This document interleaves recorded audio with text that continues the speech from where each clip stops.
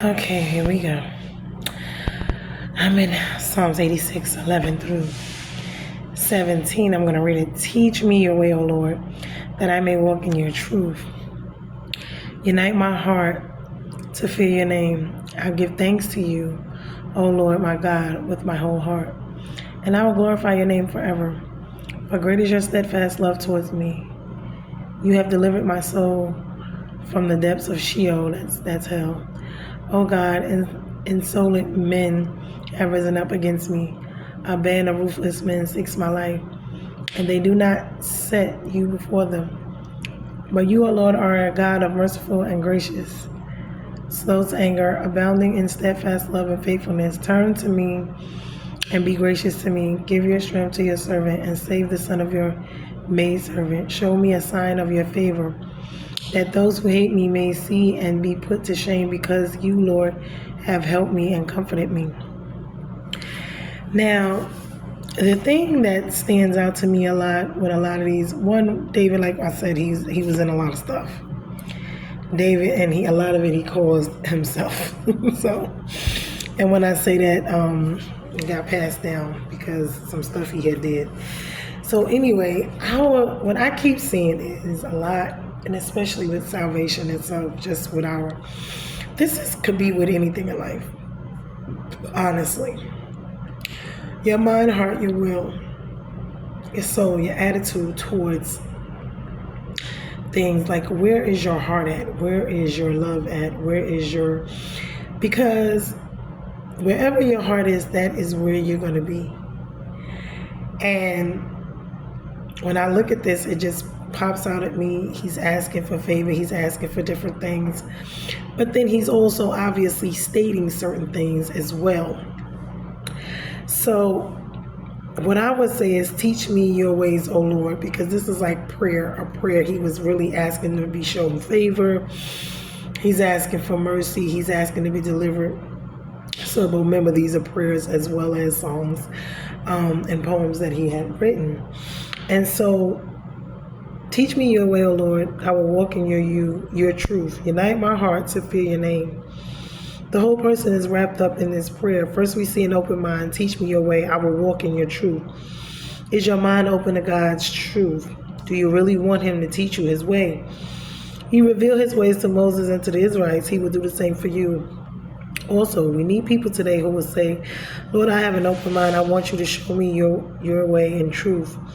But that's not enough. We need to have an obedient will, which is right. The psalmist makes promises. Lord, if you show me your way, I will obey it. And Jesus said, if anyone wants to do his will, he shall know concerning the doctrine, whether it is from God or whether I speak my own authority, which we got to be careful of that too, within ourselves and within other doctrines. Finally, we see a united heart. Unite my heart to fear your name. A united heart is wholly fixed upon the Lord. A divided heart is dangerous. Jesus said no one can serve two masters, for either he will hate one and love the other, which is true, or else he will be loyal to the one and despise the other. You cannot serve God and mammon, which is money. You cannot be double-minded, because a double-sided man is unstable in all his ways, which is true. You can't really make decisions when you're double-minded. Teach me, give me to him in obedience, and I will say, I will do what you want me to do, and give him a united heart. Fear his name, and you'll end up praising him, glorify him, and enjoying his blessings.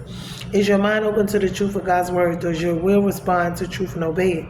Is your heart undivided, fixed upon the Lord? Today, dedicate your mind, heart, and will to God, which, as we can see, like I said, between your mind, your thoughts, your heart itself, what it wants, what it desires, and a will, because sometimes our mind and our hearts doesn't line up with the will of God. And so we controlling and taking things into our own hands when we start veering off and doing what we want to do instead of conversing with God to see what it is he wants us to do. And if what we want and if what we're doing lines up with God at all, But then in times like that, are we willing to submit our will to him, even if it's not a part of our plan, even if it's not what our plan or what our will or what we want is? If he has something different for us, are we willing? Because sometimes that is a difficult, hard thing to do. But two, we got to first find out what we want, but more than anything, what God wants and what He wants for us in our lives, because it's always better. And what His plans are, do we ever sit down and really think about and talk to God about what He wants for us, what He wants our life, what He wants us to do? Because a lot of times it's just a one-sided situation. It's a me, me, me, me, me.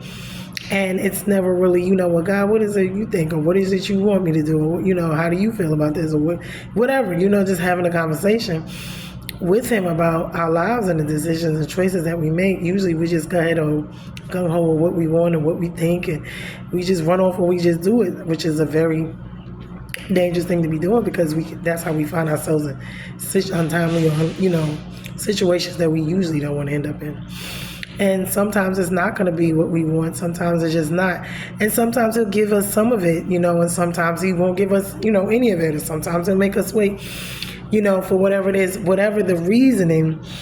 Our mind, heart, and our will play a big part of everything, with salvation, with life, just itself. Because when we look around here and we see, one thing about emotions, which we shouldn't even, base our lives around emotions. In our heart, it lies to us, it deceives us. Even our mind deceives us at times when it comes to certain things. This is why we can be brainwashed so easily, by people, places, and things. This is why, and then we have been programmed here, since we've been born and living on this earth, to be living in the flesh and the way of the flesh.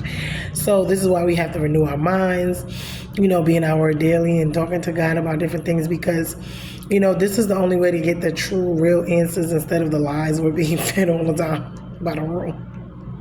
And sometimes it's ourselves feeding ourselves lies. I mean, think about it. It's stuff that we want, and we want it no matter what. And, we're going to do it in spite of, regardless. If God says no, we still want it. We're still, and then we get mad when stuff, when we disobey, we do it anyway. And then God wasn't in it, and then guess what? And it falls apart, and then we get upset with God. So this is really like, I know, what's her name wrote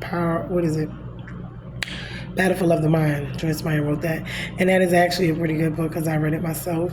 And it does help us, get our minds, our thoughts, our hearts, our actions, our emotions together, because, when we're making, life choices, life great decisions, we can be confused. We can be contaminated by other people, what they say, by, the devil, by the world, by our own mind and heart, like I said.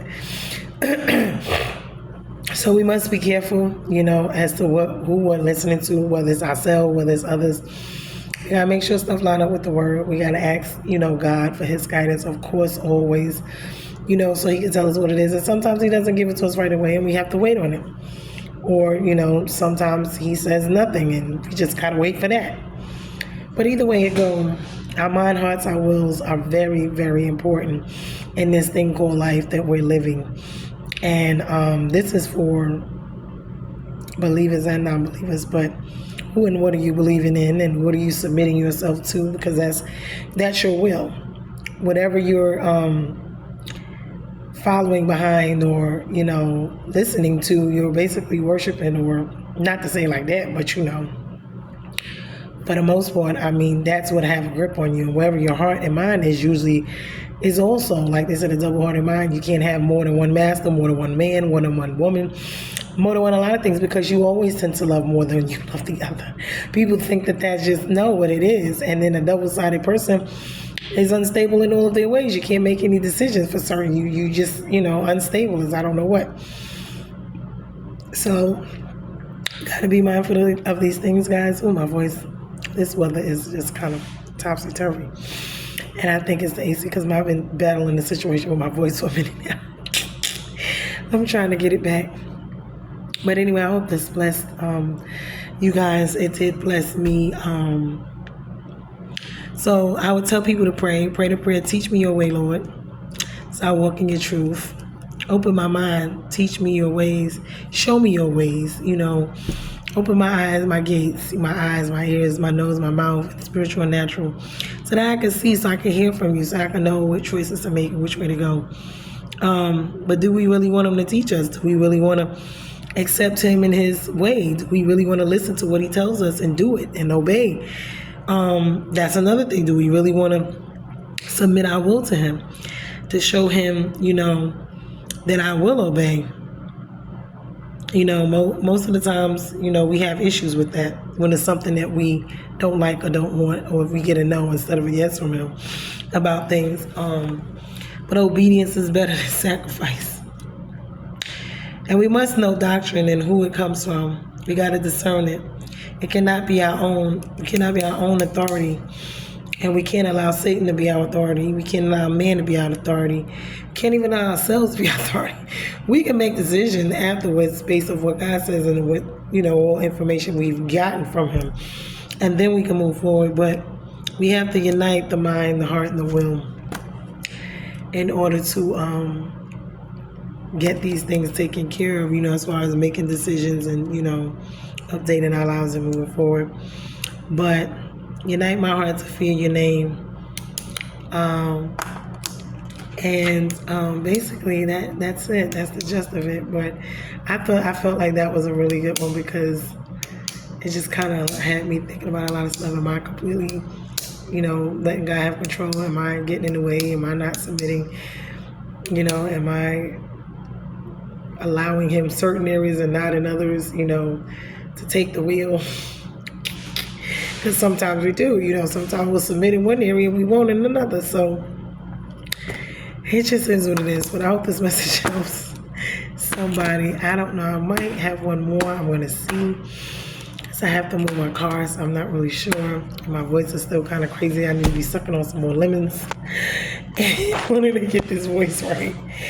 But anyway, we are bruised and not broken, people. I hope this message blessed you guys. It blessed me. It gave me a lot to think about. I got to go and pray and figure things out because, honey, it's been crazy. It's been real.